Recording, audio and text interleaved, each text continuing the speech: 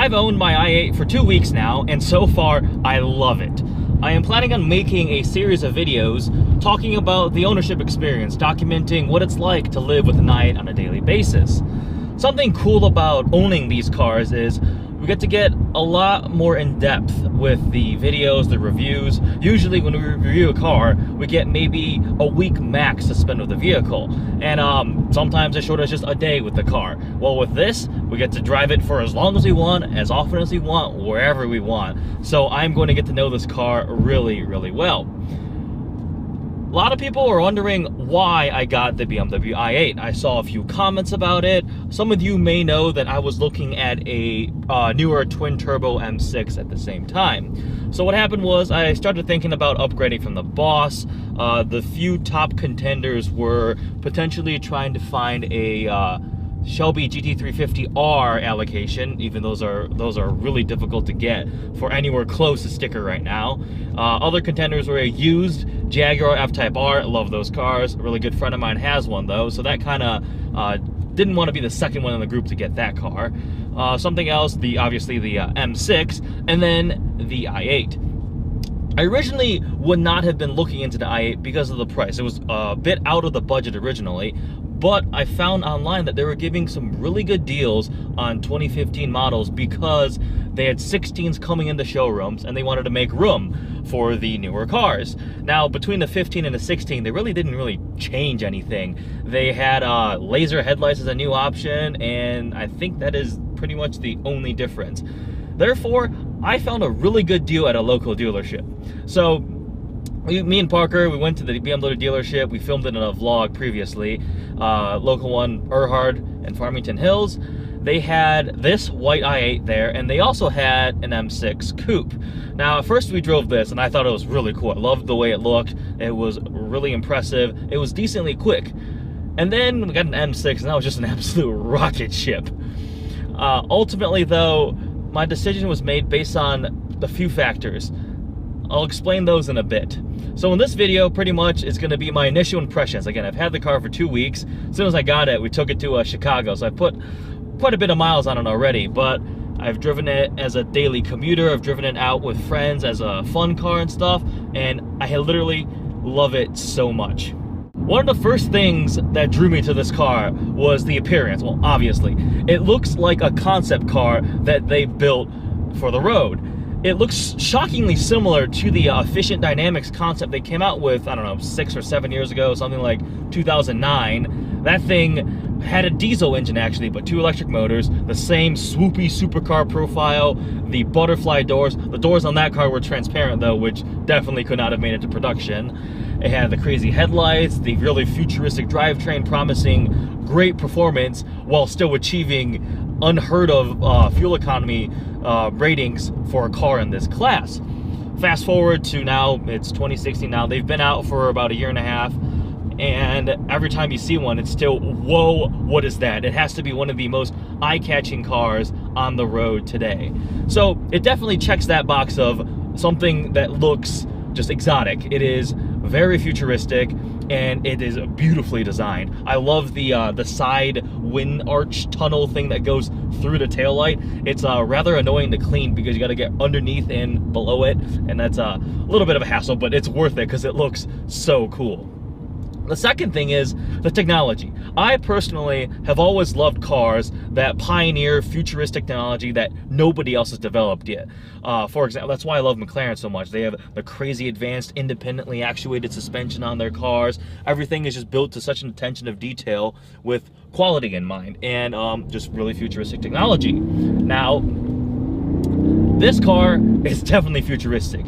First of all, just from a drivetrain perspective, it has electric motors in the front with a battery pack and a tiny 1.5 liter turbocharged 3-cylinder in the back, which makes 228 horsepower and 236 pound-feet of torque out of a 1.5 liter 3-cylinder. That is insane. The front batteries boost that power to a total of 357 horsepower, and 420 pound-feet of torque. Now those are pretty respectable numbers. On paper, this car may sound kind of boring because, you know, it's a hybrid, and hybrids traditionally have that stigma of being not very exciting. Well, BMW made this one super cool. I really like the driving modes. There are multiple ones to pick from. You can go to eDrive, which locks it into pure electric mode, where it only uses the electric motors and batteries. Therefore, in that mode, it's a front-wheel drive car.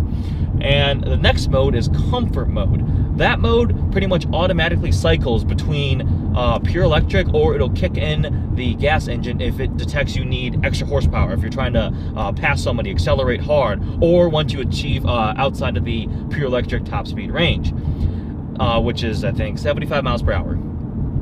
Now, the last mode, which is the most fun one, is sport mode. You flick the shift lever to the left, everything turns red, and the gas motor fires up in the back. Now you have full power at all times. It's all-wheel drive, and it is really, really fun to drive. Technically, the only car in the world that has this type of powertrain is the Porsche 918 Spider, which is a completely different price level. So in a way, the BMW i8 is the poor man's 918.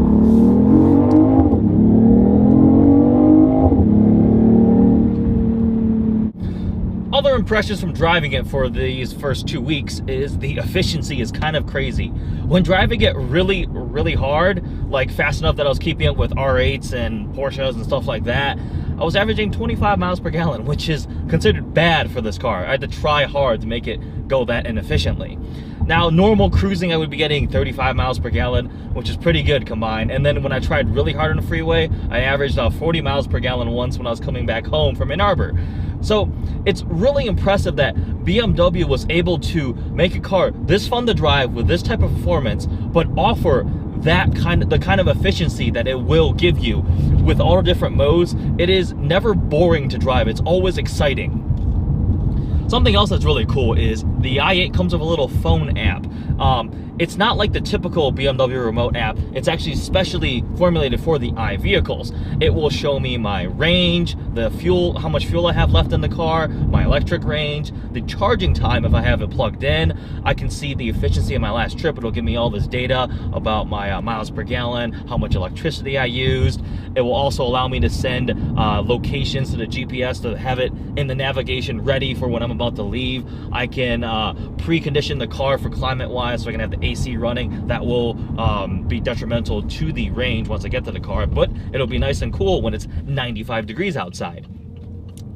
What else does it do? It can also check if I have the doors locked, if the windows are up. It serves as a remote too. Overall, it's just another piece of technology that makes the i8 such a futuristic car. I mean, it's kind of just cool to have an app that there's a little model of my car that I can control all these things and find all this information about the car. From an interior perspective, initially, I was rather disappointed when I first got in the car. I was hoping that the i8 would be something like the i3, using crazy materials, and the design is all over the place, and it just feels like a very futuristic just cabin of a vehicle.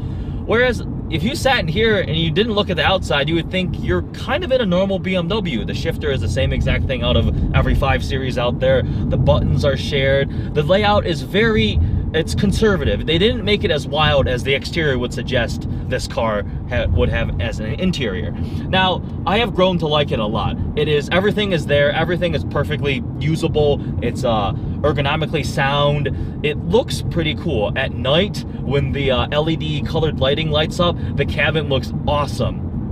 Great heads-up display. iDrive works fine. I've got all the buttons there. I mean, it works as an interior. Now, does it really fit the interior of a $140,000 car? No, I don't think that it is on par with the price level.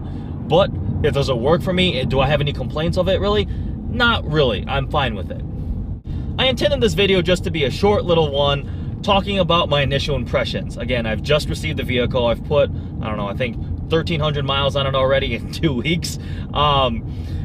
I'm planning on making an entire series of these, just living with the i8, talking about various aspects of the car.